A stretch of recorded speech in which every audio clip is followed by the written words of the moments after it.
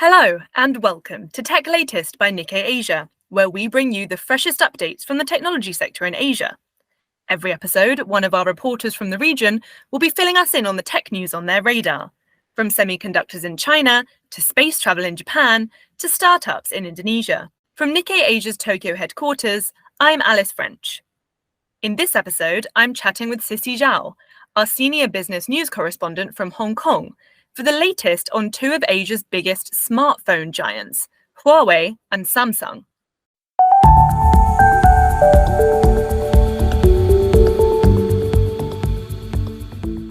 Hi, Cissy. Thanks so much for coming on today. Hi, Alice. Thanks for having me today. So this week's episode is dedicated to a gadget that most of us use every day, and probably for more hours than we care to admit, the smartphone. First, I'm hoping that you'll give us the lowdown on Chinese maker Huawei's latest development. They released their new Mate 60 Pro model in China last week, and it could symbolize a huge breakthrough for the company, right? So I would like to introduce the story about Mate 60 Pro by our colleagues Annie and Lolly.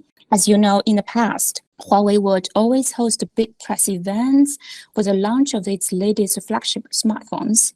But this time, there was no announcement, no fanfare, just nothing, complete silence. That is very abnormal for a company like Huawei. Huawei's move triggered a lot of hype and speculations on the internet. Because Huawei didn't provide any details on the specifications, tech reviews by Chinese bloggers showed that the phone is Huawei's first 5G handset with its own chips. It comes with a Kirin mobile chipset developed by Huawei and can support 5G connectivity and satellite phone calls. Huawei also developed its own Wi-Fi, Bluetooth, and power management chips for the device. So I think that is a quite big deal for Huawei because it means a significant milestone for the company, particularly after the US cut Huawei off from its critical chip supplies and production partners. So if this new model doesn't feature US-made chips, then where do the chips come from?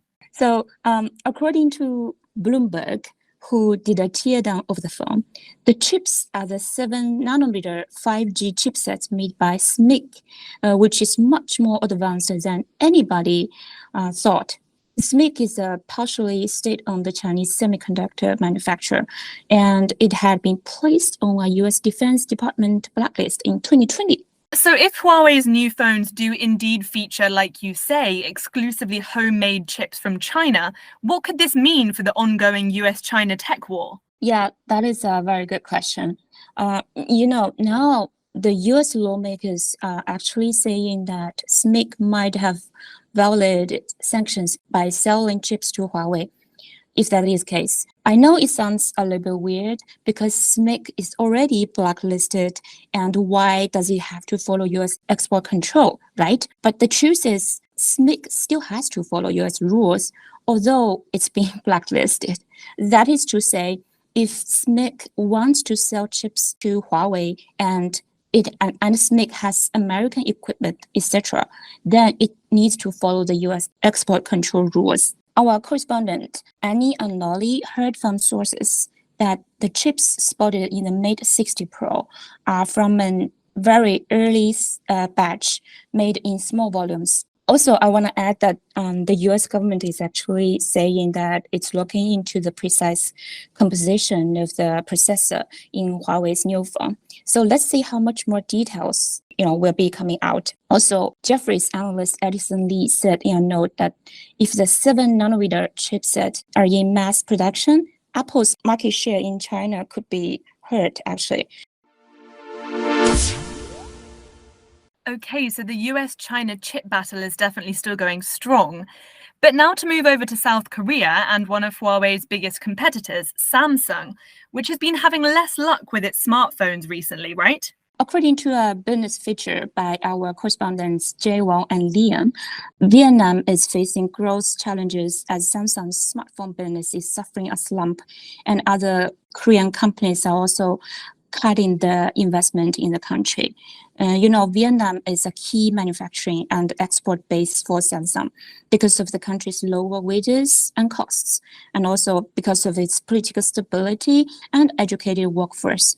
So in that sense, Samsung contributes significantly to Vietnam's GDP growth. However, as the global demand is slowing down, South Korea's overall foreign direct investment in Vietnam plunged around 68% on the year in the first 5 months of this year. Meanwhile, Vietnam also recorded a 23% year-over-year decline in smartphone exports in the first quarter.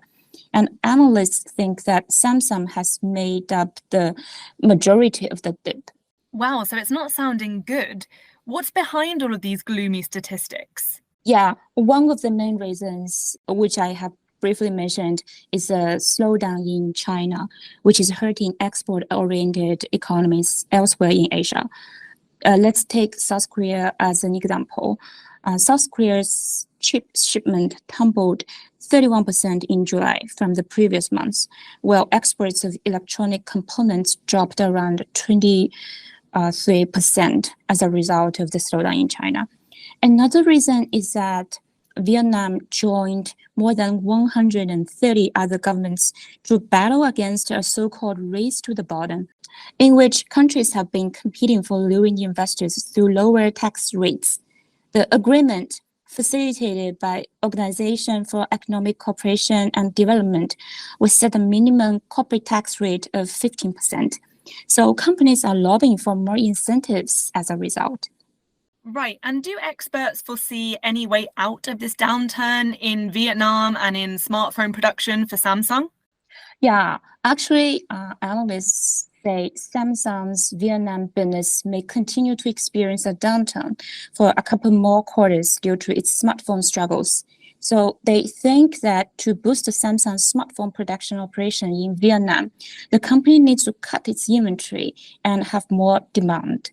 Also, a former South Korean trade minister told our correspondent Jaewon that if South Korean companies like Samsung can offer technology education to Vietnamese companies, it will help both Vietnam and South Korean companies. Other experts are saying that nurturing Vietnamese workers will be a win-win situation for both Samsung and Vietnam. Right. Okay. Well, we've covered a lot of ground today, Cissy. Thank you so much for giving us that rundown. Just before we go, are there any other tech-related stories that you'd like to recommend this week? Yeah, maybe a story by myself. I will say it very briefly. So the story is about China's AI. As you may be aware of, several big Chinese tech companies, including Baidu and ByteDance, have recently launched their own chatbots to the public, which are based on their own large language models after winning approvals from authorities. And that means the next step for them is to launch a very competitive application, which is actually also facing a lot of regulatory and structural obstacles in China. Yeah, I've really enjoyed your coverage of China's AI race so far, and I'd also really recommend everybody to check out your latest story. Okay, well, thank you so much, Cissy, and I really hope that you'll come back on again soon. Thank you, Alice. That's all for this episode. You can read more of Cissy's reporting, along with a host of other stories about Asia's tech industry, on Nikkei Asia's website, asia.nikkei.com. And if you like what you hear, why not subscribe to our weekly Tech Asia newsletter, which will be delivered to your inbox every Thursday. There's a link to sign up in the show notes. And check back in next time for more updates on the tech trends that matter.